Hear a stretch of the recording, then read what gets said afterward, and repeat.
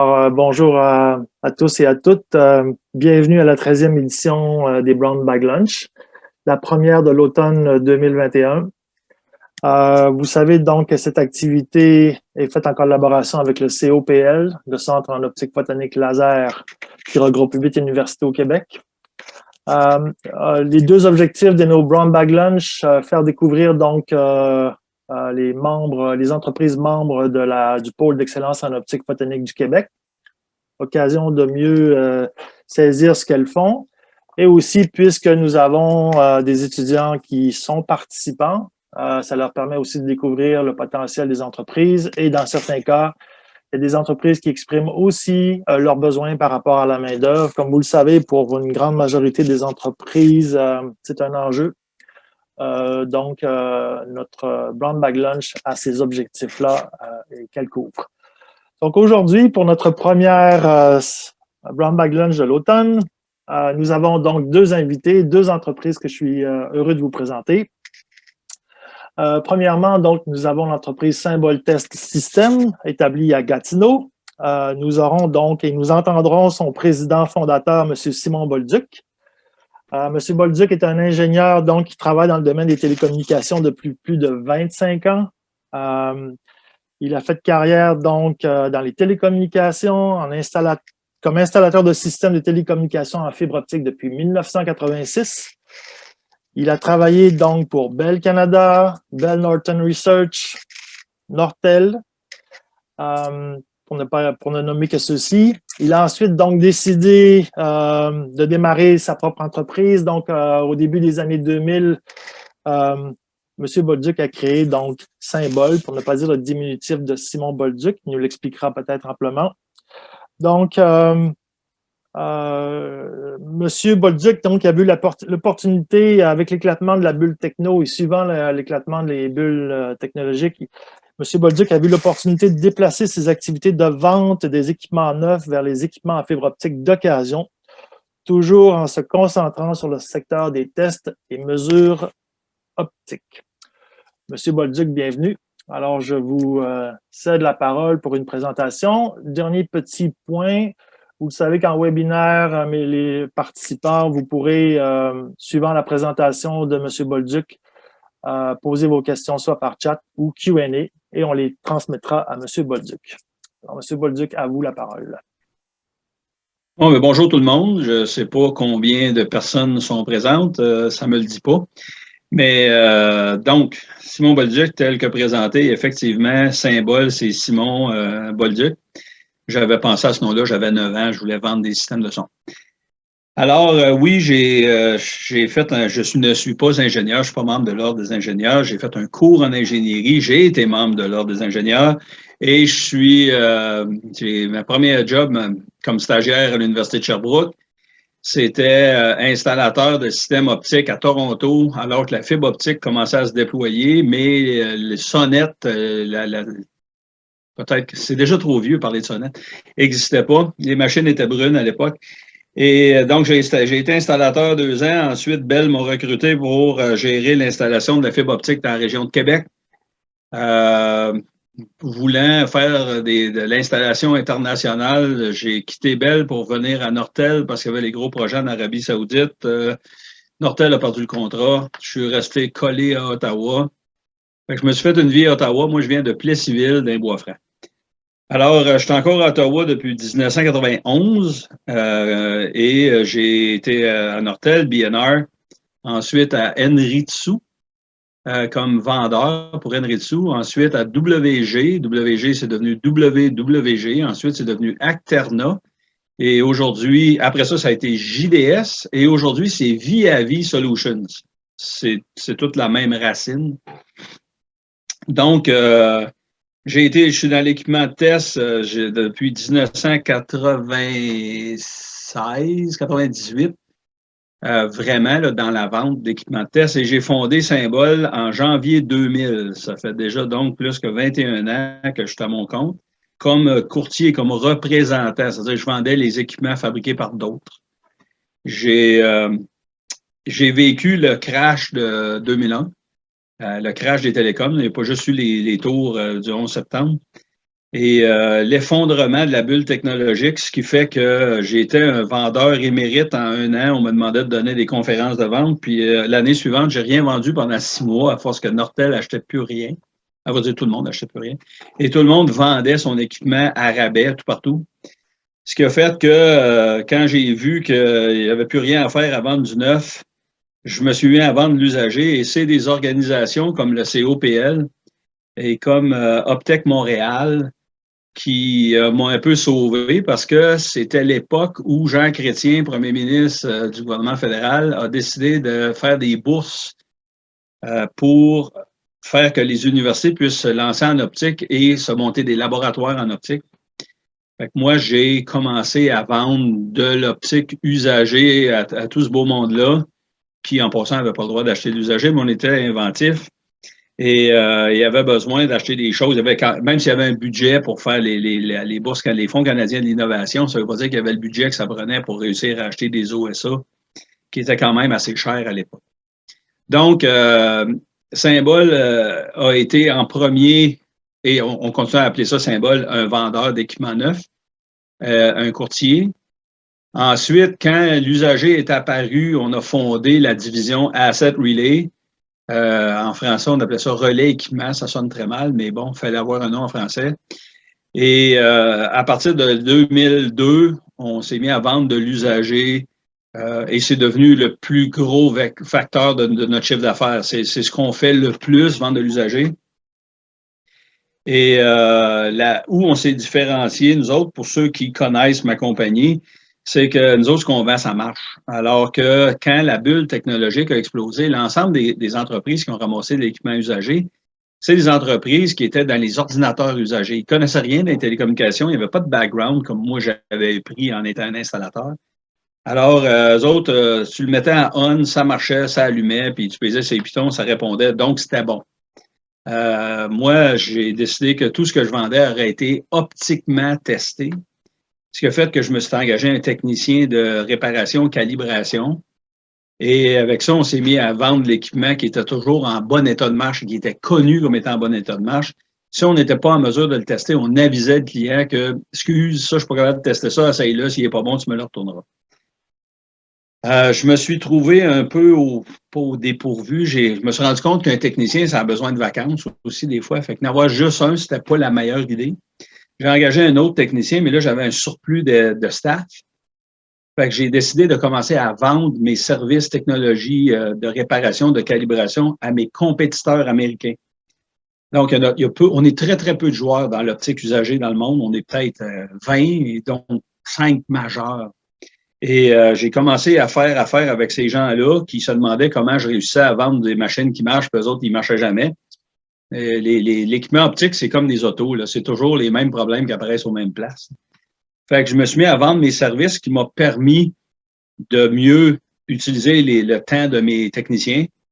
J'ai tellement eu de succès à vendre mes services techniques qu'on est monté à 6 techniciens. Et ça nous a permis aussi d'être capable d'acheter de plus en plus d'équipements dans des encans, des équipements défectueux. Et aujourd'hui, Asset Relay, c'est le plus gros revendeur d'équipements optiques usagés au monde. On a autour de 10 000 à 11 000 morceaux en inventaire. Fait que ça, c'est une grosse portion de notre chiffre d'affaires. Acheter, en anglais, ils disent refurbish, nipper les équipements puis les revendre. On fait ça à travers eBay, on fait ça sur notre site web, mais on est aussi très connu. Et on a aussi le bout où on fait de la réparation, non seulement maintenant pour les revendeurs, on fait beaucoup de réparations pour les clients. Fait que nous, on est le réparateur de Finisar en Australie, de Lumentum Ottawa, de Lumentum en Angleterre, II-VI. On a une database de clients de 4000 quelques clients qui fait que pour la réparation d'équipements optiques, on est aussi le lab le plus connu et reconnu dans ce sens-là. Fait que ça, c'est la portion, on le fait en dessous du nom de Symbol.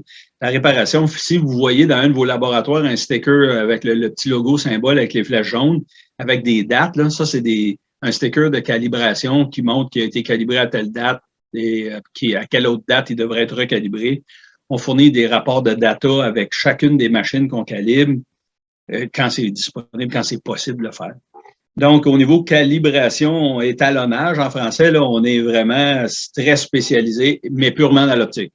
C'est sûr qu'il y a des très bons clients qui nous demandent de réparer les oscilloscopes Tektronix, puis ça va arriver qu'on va le faire parce que c'est des problèmes qu'on est capable de reconnaître comme des problèmes de power supply à l'intérieur d'une machine.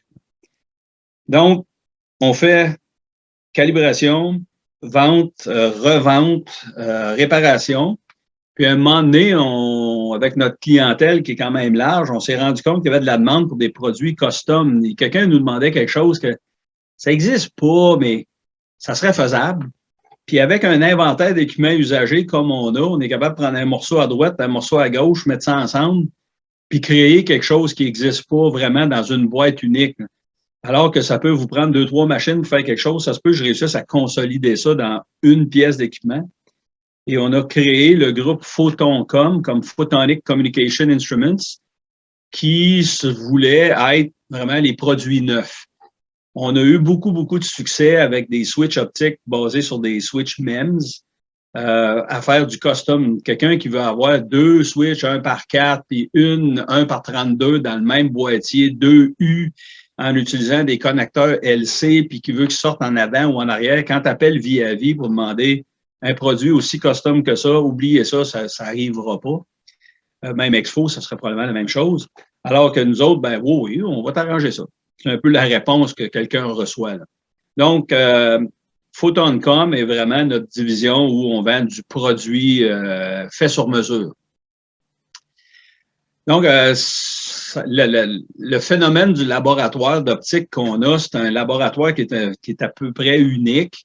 Moi, j'ai visité beaucoup d'autres revendeurs américains avec qui je fais affaire parce que je répare les machines, mais eux autres sont pas vraiment optiques. Ils vont faire un peu d'optique, mais nous, on ne fait à peu près que ça. Donc, pour nous autres, réaligner un monochromateur dans un OSA, on fait ça tous les jours. Changer des lasers de référence dans des wavelength meters, on fait ça tous les jours. Une année, il y a juste la réparation du 86-120C. Si vous voyez l'écran en bas, il y a la photo la plus basse, il y a un gars qui a un 86-120C couché sur le côté. Une année, on en a réparé juste cette année-là 74. Ça, c'est à part de ceux qu'on vend et autres, là. Donc, c'est quelque chose qu'on voit souvent et c'est quelque chose pour lequel on est reconnu. Et il y a beaucoup de monde qui nous challenge pour essayer de réparer d'autres choses. Fait que nous, on fait un peu ce que moi j'appellerais de la R&D de laboratoire. On n'a pas d'aide. Keysight, Expo, autres vont pas nous aider à apprendre à réparer leurs produits. C'est un peu normal.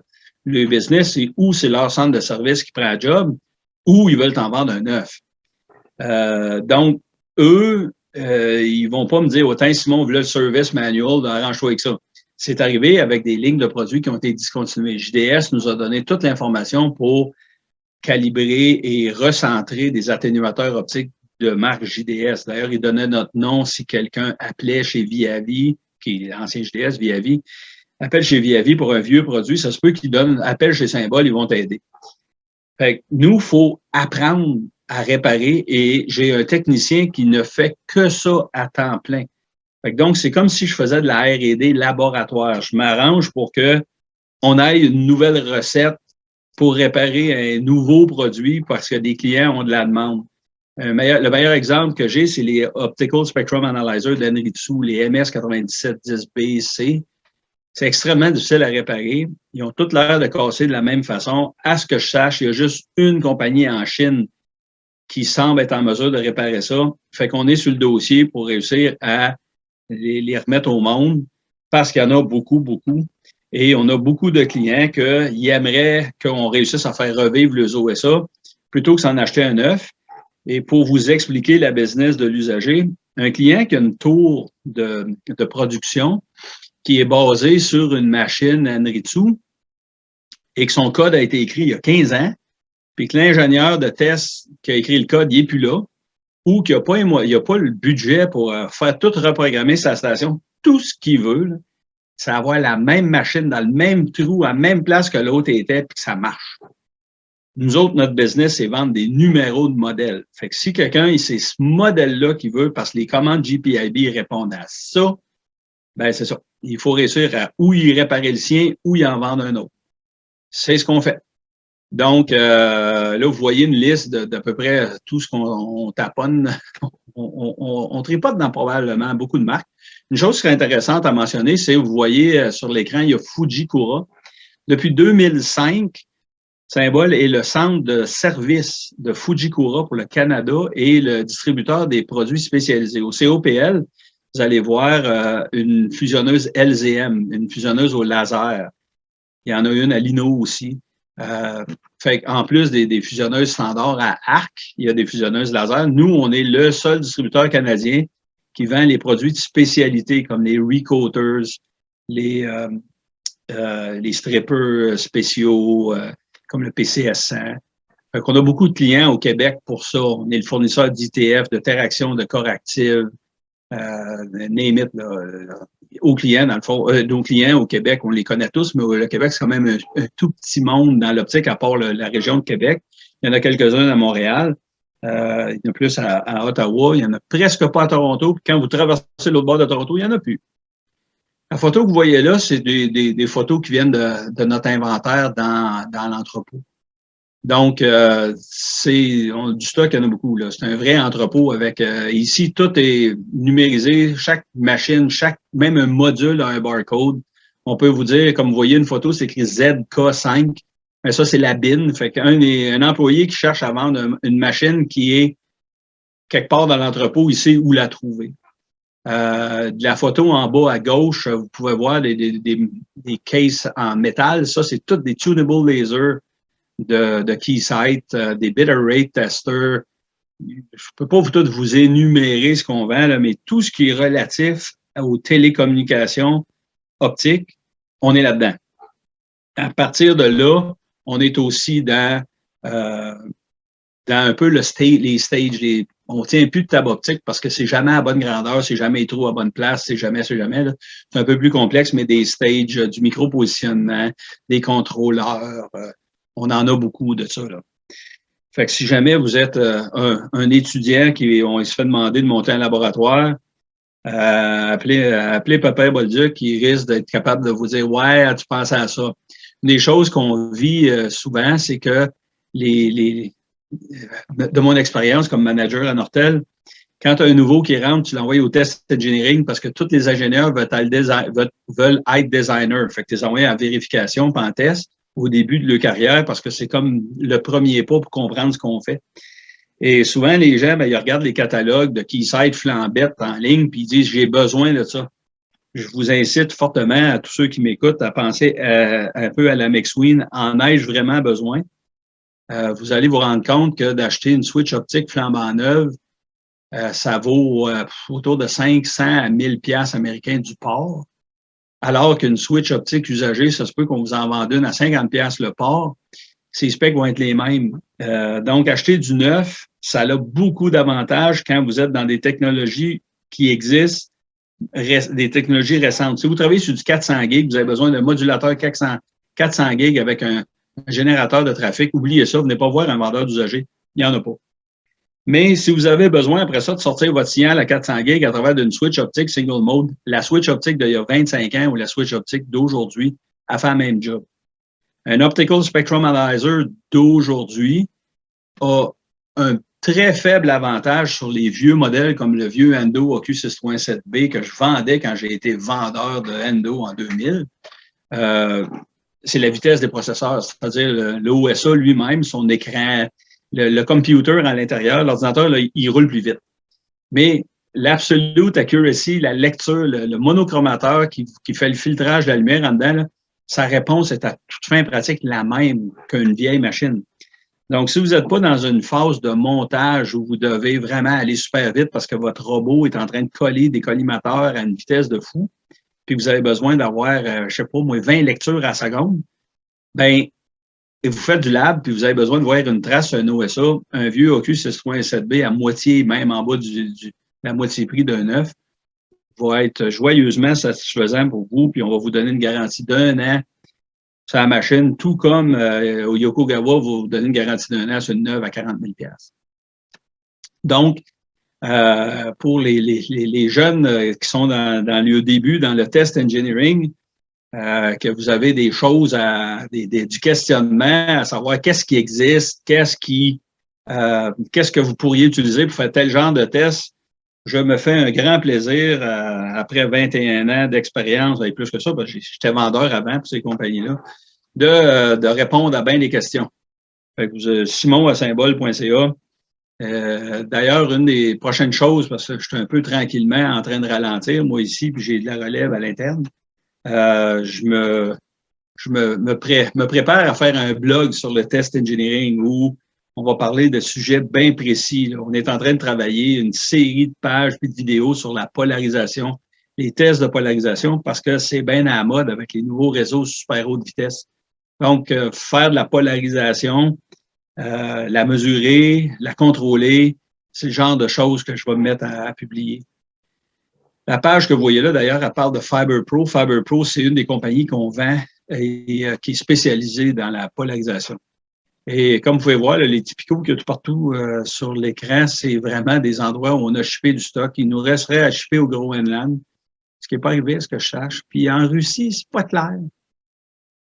Puis ça, c'est une page qui parle des nombreux clients qu'on a, qui est un subset. Là. Mais oui, effectivement, on a les plus gros joueurs au monde ont fini par nous trouver parce qu'ils ont tous le même problème. Quand je vous disais, les clients achètent des numéros de modèles. Bien, quand vous êtes un ingénieur de production de II-VI en Malaisie, puis que votre système est monté avec du ILX Lightwave qui n'existe plus, qui a été acheté par Newport, qui a été racheté par MKS, puis que c'est ça que vous avez besoin, bien, vous êtes content de trouver quelqu'un, même s'il est au Québec, c'est loin, mais vous savez, avec FedEx, en 48 heures, on peut emmener de quoi n'importe où sur la Terre.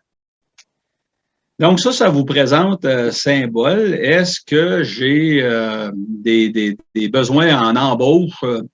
Présentement, pas vraiment. On embauche une ou deux personnes par année. On doit être 17 maintenant. Puis c'est ça, là,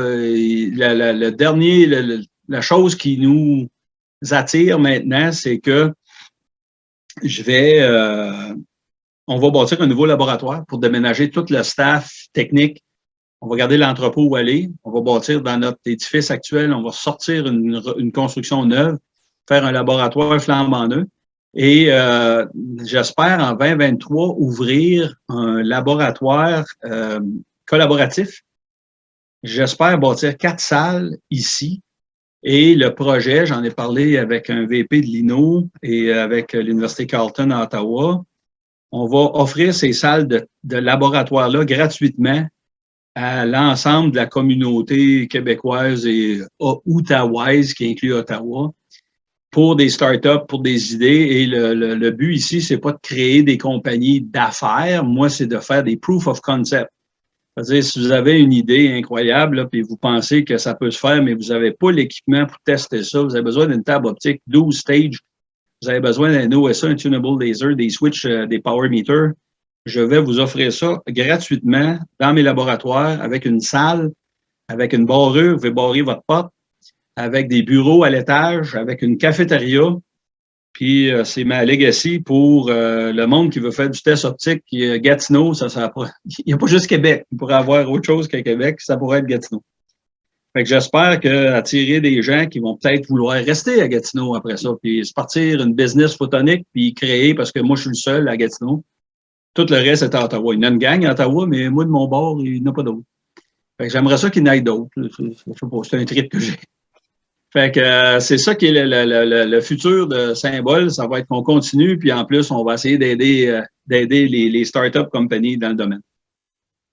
Fait que vous voyez ici les emails adresses pour ça va tout en même place en passant. Sales à Symbole, sales à Satellite, sales à Photoncom, c'est tout le même monde qui va répondre. Moi, mon email il est en bas, puis Annie, qui est la directrice générale, qui passe les slides présentement aussi. Je pense que j'ai fini, puis je ne sais pas combien de temps ça m'a pris. En fait, 25 minutes, c'est correct. C'est parfait, c'est tellement intéressant. Donc, j'ouvre s'il y a des gens, donc, il y a 18 participants. S'il y a des gens qui ont des questions pour M. Bolduc, je vous invite donc à les transmettre. Je reviens un peu sur en attendant peut-être votre projet de legacy des laboratoires. Est-ce que vous avez des partenaires? Vous faites ça par vous-même, Symbole? C'est quoi votre modèle d'affaires dans ce cas-ci? C'est vraiment, vous investissez, vous permettez à l'ensemble de la communauté étudiante ou des jeunes startups de venir bénéficier de vos installations. Gratis. OK. Je paye pour. C'est-à-dire que mon building, la section de mon building que je vais libérer en déménageant mon laboratoire, je vais la rénover, j'aurais pu la louer, ça me rapporterait pas mal parce que c'est grand. Mais non, j'ai décidé que j'allais l'offrir à la masse, à savoir si quelqu'un... Tu sais, c'est sûr que je m'attends pas à ce qu'un ingénieur de Siena s'en vienne prendre un bout de mon local pour faire des tests alors qu'il y a des laboratoires 14 fois gros comme le mien, là. Mais je pense plus à des petits spin-offs de quelqu'un qui sort de l'université, qui est présentement en train de faire son projet de doctorat, puis que là, il a pas la capacité, l'université ne peut pas y offrir le lab qu'il a besoin. Ben, moi, il y a bien des chances que je puisse y offrir le lab qu'il a besoin. Fait que j'y prête mon lab. J'ai fait mieux que ça. J'ai même un appartement à prêter pour du monde qui viendrait d'en dehors. En fait, un bon mécène. Votre relais, vous avez mentionné que vous étiez 17 personnes au sein de Symbole, en fait, de toutes vos unités d'affaires. Oui. Couvrir l'ensemble de la planète, c'est suffisant. En fait, je suis comme impressionné par c'est vrai que c'est peut-être pas la quantité, mais la qualité que vous offrez en prêt de service. Mais je suis impressionné par le nombre d'individus relativement à votre couverture mondiale. Oui, mais tu sais, on est dans une niche tellement petite que tu ne sais pas 200 machines par jour. Donc, avec le nombre de staff qu'on a là, on réussit à fournir, nous autres, sans problème. C'est pas un marché gigantesque comme vendre des oscilloscopes, là. Dans les reventes d'équipements usagés, dans l'optique, je dis, on est peut-être 10, 15, 20 dans le monde. Il y en a vraiment aux États-Unis. Dans l'optique, il y en a juste 2 autres, 3 autres. Moi, au Canada, je suis tout seul. Il y en a plusieurs en Chine. Mais alors que si tu vendais de l'équipement general purpose comme des oscilloscopes, aux États-Unis, ils doivent être 300. Fait que c'est pas la même game. Moi, j'ai pas de marché dans l'automobile, dans l'aviation, alors que des oscilloscopes et des petits voltmètres flous, ça se vend partout. Ouais. Est-ce que les participants, en fait, tantôt vous me demandiez, il y a 18 personnes qui écoutent votre présentation. Est-ce qu'on avait des personnes qui désiraient poser des questions? On arrive comme un peu à terme du 30 minutes. Ce qui nous permettrait éventuellement, comme j'ai mentionné, vous pouvez très bien communiquer avec M. Bolduc ou bien non avec Symbole ou avec Annie, Mme Annie Drouin, donc. Sinon, on va aussi transmettre, nous, aux gens de Symbole, les participants. Donc, il y a toujours une communication qui peut se poursuivre par la suite. Et puis, la vidéo ou la présentation est enregistrée, alors on sera en mesure également de la diffuser si c'est important pour vous tous. Monsieur Bolduc, au nom de COPL et Optonix, je suis agréablement surpris de vous avoir entendu. Je pense qu'on aurait pu avoir plus de temps, vous auriez continué à parler, mais je suis bien content d'avoir connu davantage ce que Symbole Test System fait et aussi toute votre expérience en optique. Donc, je vous remercie beaucoup, M. Bolduc. Notre second invité, M. Gordon Harling, qui est CEO, président et CEO de CMC Electronic. Microsystem, excusez-moi, j'ai 2 CMC.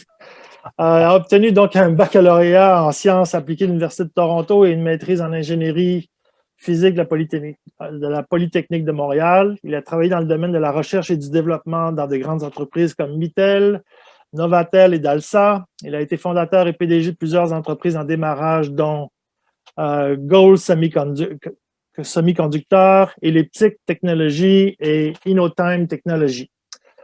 Monsieur Harling s'est joint à CMC Microsystems en février 2018 en tant que président et chef de la direction.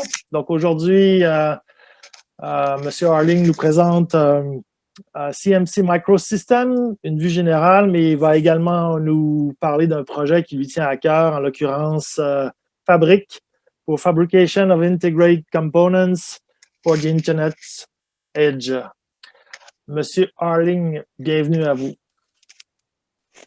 Bonjour, merci beaucoup. Vous m'écoutez? Oui, tout à fait. Et je pense que vous voyez mon écran, oui? Oui. OK. Donc, je vais commencer avec un petit survol de CMC, mais j'espère que vous le connaissez très bien, tout le monde, de la version microsystème au moins. Oups. Bon. OK, bon. Donc, désolé, mes planches sont moitié anglais, moitié français. Mais CMC, c'est une compagnie à but non lucratif. Et puis, on gère un réseau pour l'académique, la recherche académique au Canada, qui s'appelle le Réseau national de conception, mais aussi on a beaucoup de services pour les PME. Donc, je vais en parler un petit peu. On sert les domaines de microélectronique, photonique, AI, intelligence artificielle et machine learning, quantum et des systèmes embarqués. Donc, et généralement, on parle beaucoup du réseau national des Canadiens avec 67 universités, puis les collaborations, des startups, puis tout ça. Mais effectivement, on offre à eux 3 volets de services, les CAO, la fabrication, puis les services de laboratoire. On n'a pas de laboratoire nous-mêmes, on est très virtuel, mais on travaille avec nos partenaires dans le réseau. Donc, on gère une chaîne d'approvisionnement mondiale où on a des partenaires un peu partout. Et on a même des organisations pairs comme nous dans d'autres pays. Et puis, on a des réunions régulières avec eux pour partager les bonnes idées puis partager les capacités dans certains domaines. En CAO pour l'optique, on a beaucoup de fournisseurs. On a une trentaine de fournisseurs total. Et puis, en photonique, il y en a plusieurs qui servent de ça, comme une douzaine qui sont vraiment spécifiques à ça. Et on fait aussi des gaufres multi-projets. Donc, souvent, la fonderie qui fabrique des puces photoniques ou autres, ils ont une commande minimum de peut-être 200 000 $. Donc, CMC va acheter le lot minimum et puis on partage le coût entre une vingtaine de personnes. Donc, pour vous, c'est une barrière d'entrée qu'on enlève. Donc, pour 10 000, 15 000, vous pouvez avoir une quarantaine de copies de votre design en photonique, par exemple. OK. Et puis, on a toute une chaîne de la conception physique, la validation des designs. Puis, on a 8 personnes dans notre groupe photonique et je crois dans les 8, il y a 7 doctorats. Donc, on peut vous donner beaucoup d'aide dans la conception, etc.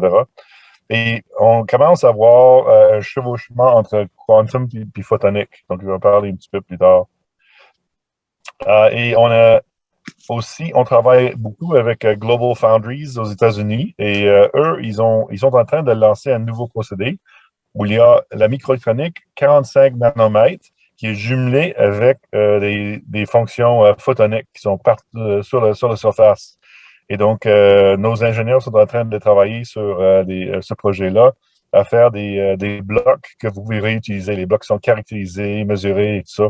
Donc, ça réduit de beaucoup votre effort de conception puis le risque que vous allez dans le design. Ça, c'est très excitant pour nous de travailler sur le développement de nouveaux procédés parce que ça donne les chercheurs canadiens un pas de l'avant. Et ça fait plusieurs années, plus de 12 ans, qu'on offre les services de Advanced Micro Foundry à Singapour. Et encore ici, ça vaut 220 millions de $1000 US pour faire un lot. Et on fait 2 par année en ce moment. Puis je pense que cette année, on va en faire 3. Puis ça va probablement devenir le standard. On a beaucoup de demandes. On vend ça non seulement aux académiques puis aux industriels canadiens, mais à l'international aussi. On est le vendeur exclusif pour AMF au mondial. Le projet qu'on fait avec ça, et puis avec IBM, c'est un projet où là, vous pouvez mettre une cartouche d'une douzaine de fibres puis le brancher sur une puce qui est spécialement préparée. Donc, c'est un beer clip, il appelle, pour connecter les fibres directement. Et puis, le premier essai qu'on a fait, on a eu 1,2 dB de perte dans les connexions sur la puce. Vraiment très intéressant parce qu'il n'y a pas d'alignement dynamique, ça clip, c'est un système mécanique, mais ça donne un super beau alignement. Donc, on travaille toujours sur ce projet. On va faire d'autres annonces cette année encore sur les derniers résultats. Et on a annoncé ça à ICOC en 2020. Et on a un type de cours qu'on donne qu'on appelle un base camp, comme pour les gens qui grimpent des montagnes. Et le modèle, c'est qu'on fait 3 semaines en été de cours intensifs avec des tutoriels, des workshops et tout ça. Puis après ça, CMC, on vous donne des outils de conception dans le cloud, de conception, simulation, etc. Donc, vous avez 3 mois pour faire votre design, vous le soumettez et puis on le fabrique. Donc, le coût de ça pour un industriel, c'est de l'ordre de 5 000 $, mais vous allez apprendre comment le faire et puis vous aurez une quarantaine d'échantillons de votre design soumis. Donc, 1 an plus tard, vous êtes en train de tester puis mesurer la puce que vous avez conçue. Donc, un très bon format. On offre dans cette série-là aussi le CMOS avancé pour de 12 nanomètres. On monte un cours pour la radiofréquence, pour des très hautes fréquences en gallium, le nitro de gallium, et aussi en superconducteur pour les dispositifs quantum. Donc, tout ça, c'est disponible sur notre site web, vous allez voir. Et on a fait ça depuis 2008, 2007, qu'on a commencé à soumettre des designs, et puis on a fait plus que 800 designs photoniques et optoniques depuis ça. On fait à peu près 80 par année, mais les chiffres vont augmenter de beaucoup cette année. Il y a une compagnie qui s'appelle Applied Nanotools en Alberta. Et puis, eux, ils offrent un procédé qu'on appelle Nano SOI. Et puis, c'est assez simple, c'est 2-3 masques. Mais nous sommes en train de les aider à faire des procédés plus complexes et plus élaborés qui les internationaliser. Donc, on va faire l'agrégation en novembre. Il y a encore un autre cours en janvier, etc. Donc, ça va des coûts très souvent. C'est vite fait. C'est comme 6 semaines de temps de cycle. Donc, c'est très intéressant pour les gens qui veulent essayer des idées puis voir si ça marche dans le procédé. Et aussi, on a fait une puce avec plusieurs dispositifs dessus, des Mach Zehnder interféromètres, des modulateurs, des résonateurs, etc. Et puis, ça, on a des disponibles empaquetés. Et puis, les gens qui veulent jouer avec ça, ils peuvent essayer de mettre un laser dessus puis de voir qu'est-ce que le modulateur fait, etc. Donc, c'est une bonne chose pour l'éducation, mais aussi tous les blocs sont testés. Donc, si vous voulez faire votre propre système, vous pouvez prendre des blocs puis les réarranger puis soumettre un design chez nous. Ça réduit le risque. En Quantum, on offre des services de codage sur IBM Quantum, les plus grandes machines IBM. Aussi sur Xanadu, qui est une machine photonique. Et puis, on va offrir un projet Quantum Sandbox cet automne. Donc, on commence à parler aussi de faire la manufacture des Quantum Photonic Computers au Canada. Donc, beaucoup de projets dans ce domaine-là. Je fais une petite liste ici, mais vous voyez que ça, CMC donne des sous à des académiques pour développer certaines choses. Et puis, les plateformes qu'on développe, on les offre à tout le monde sur notre GitHub. En photonique, on a le Global Foundries qui est vraiment complété. Puis les 3 autres en jaune sont en cours. Le IBM Polymer Connector, AMF, les toolkits pour les conceptions, on fait une nouvelle version. Et puis le Quick Turn, le haut des puces assez simples, mais assez vite faites chez Ant. Donc, beaucoup de projets en cours. Et on offre aussi des outils pour la conception, c'est pas marqué là, mais Tanner, le jeu photonique de conception et l'analyse de ANSYS pour les puces photoniques. On peut offrir ça à des startups. Il faut que tu sois pas trop riche, mais tous ces outils-là sont disponibles pour un forfait de 2 000 $ par année par compagnie. Ça s'appelle notre programme VIE. Tu peux trouver en faisant cmc.ca /VIE. finalement, j'arrive aux fabriques. Donc, qu'est-ce qu'on a fait, nous? C'est on voit qu'il y a beaucoup de monde qui parle du semi-conducteur, puis l'automotive au Canada, etc. Et vraiment, des usines semi-conducteurs haute de gamme, au fin pointe de la technologie, coûtent entre 10 et 20 milliards de dollars. Puis les compagnies qui les installent, ils veulent la moitié de ça en cash ou en bonus, en subvention du gouvernement. Et puis, qu'est-ce qui se passe avec cet argent-là? C'est utilisé pour acheter des machines en Europe, en Asie, aux États-Unis. Donc, l'argent ne reste même pas au Canada. Puis, le temps de faire une usine, ce sera désuet quand c'est fini. Donc, nous, ce qu'on pense qu'on doit faire, c'est de trouver les volets de fabrication où on a déjà quelque chose installé au Canada qui marche, mais qui a besoin de plus de commercialisation, qui a besoin des procédés plus complexes. Et on veut vraiment faire l'amélioration et la commercialisation des usines existantes. Donc, CMC, notre but avec le 120 millions, c'est de développer des procédés, puis faire de l'agrégation des designs pour que ça fait, à la fin de 5 ans, un procédé qui se paye tout seul, qu'on fait break-even avec. Et puis, on ajoute un autre 24 millions pour les subventions. Ce qu'on veut, c'est les compagnies canadiennes prendre des dispositifs fabriqués dans les usines canadiennes pour faire des puces IoT. Donc, ils peuvent acheter le processeur ou la mémoire ailleurs. Ça, c'est des usines qui sont en Asie. Mais il y a des capteurs, il y a toutes sortes de choses qu'on peut faire au Canada. Donc, quand je parle de l'automotive, je dis, oui, bien, ça va. Il y a 12 ordinateurs dans votre char, mais il y a 300 capteurs. Pourquoi pas faire des capteurs au Canada? Et en fait compte, c'est un peu le cas. Et les volets manufacturés que nous avons choisis, c'est la photonique, de fabriquer ça au Canada. Présentement, je paye 1,2 million par année pour acheter de photonique d'ailleurs. Donc, ça serait vraiment fun de l'acheter au Canada. Quantum, donc, c'est très, très, très, euh, comment je peux dire, c'est assez simple. Le quantum, c'est vraiment un domaine de recherche. Il n'y a pas grand monde qui fabrique régulièrement il y a 2 ou 3 fonderies au monde qui fabriquent régulièrement des dispositifs superconducteurs. L'autre domaine, c'est les semi-conducteurs composés. Il y a un saut dans les systèmes GaN, gallium nitride, gallium arsenide, indium phosphide. Donc, on a l'usine de le CNRC à Ottawa qui va vraiment très, très, très bien. Ils ont trop de produits puis trop de clients. Donc, ils ont eu 90 millions dans le dernier budget pour agrandir leur usine. Donc, nous, on veut aller là pour les aider à commercialiser ces procédés-là. Et puis, les systèmes micro-électromécaniques, les MEMS, on a la plus grande usine au monde à Bromont. Et puis, il vient d'acheter une autre usine à Edmonton. Donc, on a beaucoup de capacité de production au Canada, mais ils ne veulent pas toucher les petits clients. Donc, comment est-ce qu'une start-up ou une compagnie qui veut un volume moyen peut faire des MEMS? Ils doivent aller en Europe. Donc, on veut emmener ça au Canada. Et puis finalement, l'intégration de ces composantes dans l'Internet des objets, on va subventionner ces projets-là. Et là, en graphique, c'est un peu la même chose. Donc, qu'est-ce qu'on a au Canada? Ce qui est vert est disponible, raisonnable, mais disponible. Dans les MEMS, on a Teledyne, Microline qui sont vraiment très forts, mais ils ne touchent pas les petits clients. Donc, on veut demander en jaune, là, on veut vraiment fermer les trous dans l'écosystème et puis générer tout ça. Dans le quantum des superconducteurs, le Québec est vraiment en avance avec tout ça. Les fédérales ont donné dans un concours 17 millions d'euros à l'Université de Sherbrooke pour faire une ligne de recherche des superconducteurs.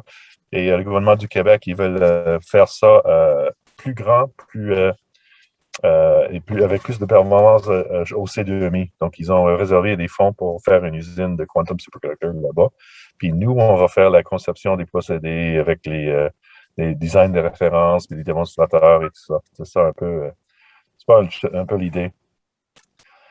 Et on est très fiers d'être un membre de Photons du Canada et d'autres sociétés. Donc, on est branché un peu partout pour suivre les tendances. Si vous voulez savoir plus sur notre offre en photonique, il y a même une page française, je crois. Tu fais cmc.ca/photonique. Ou si vous voulez connaître plus sur le procédé, le projet Fabrique, c'est cmc.ca/fabrique. Et il y a une place là pour une maquette de l'aide du support. Donc, on veut vraiment des lettres du support pour ce projet-là. Maintenant, le ministre, on ne sait pas s'il va changer ou non, mais on va faire dans 2 semaines, quand tout est un peu plus stable, on va faire un gros projet pour aller chercher les fonctionnaires puis les politiciens pour pousser le projet de l'avant et de voir si on peut pas faire aller un peu plus loin avec ça. On a eu beaucoup de support, on a plus d'une soixantaine de lettres du support, mais tout ce qu'on peut avoir de plus, ça va aider. Et là, je vous ai sauvé du temps, je pense.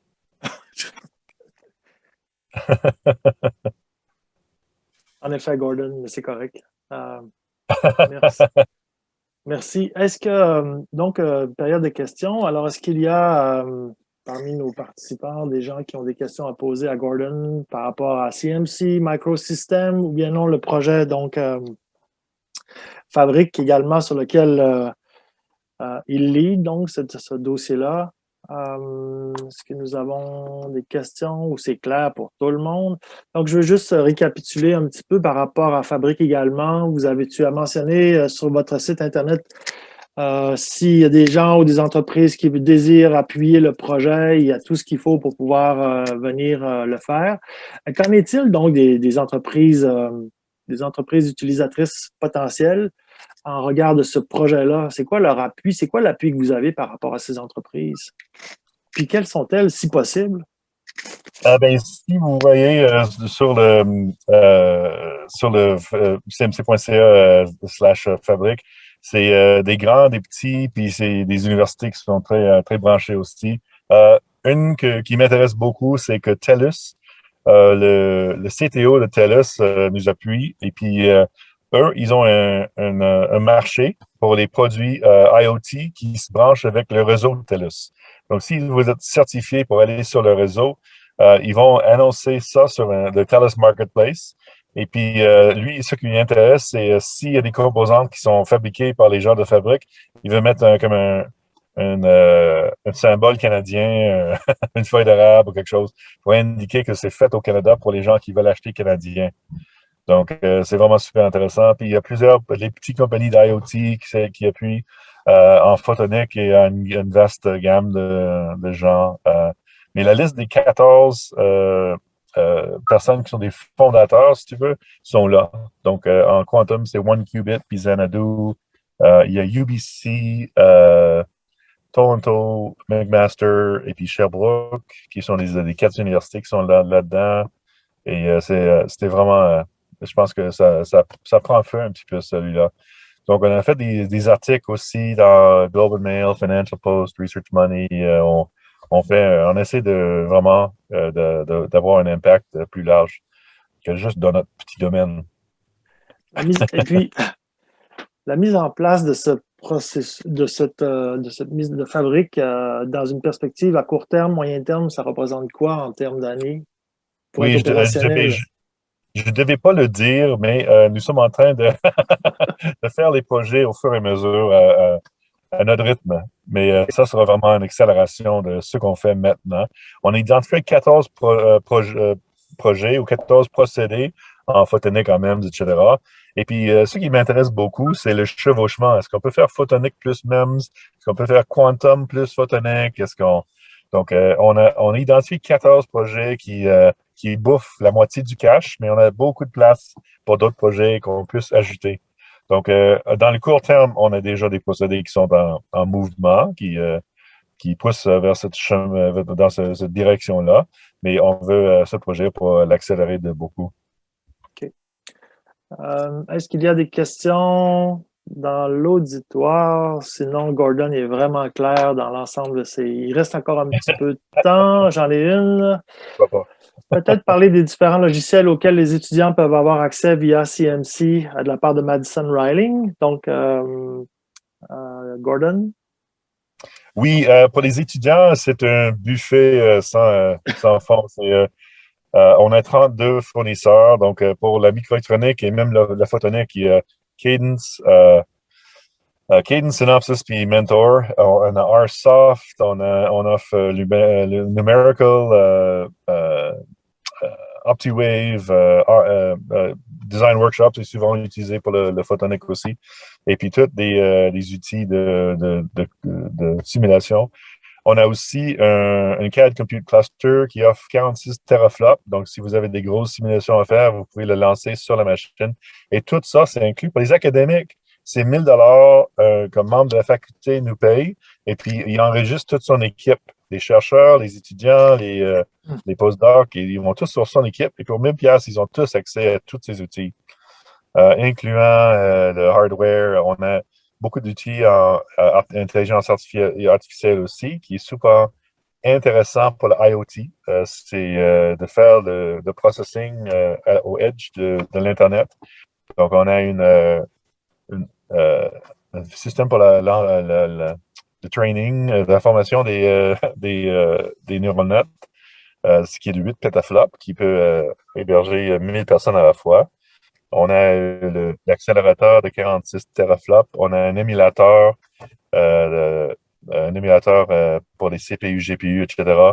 Et puis, on offre aussi des processeurs RISC-V qui sont dédiés à certaines tâches. Donc, on fait des RISC-V custom qui peuvent faire des calculs sur les images qui viennent des capteurs, etc.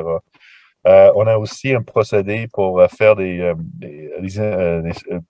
puces imagerie, le CMOS Imagers, chez Tower. Donc, on est juste en train de faire du premier pipe cleaning là-dessus avec les premiers 3 clients.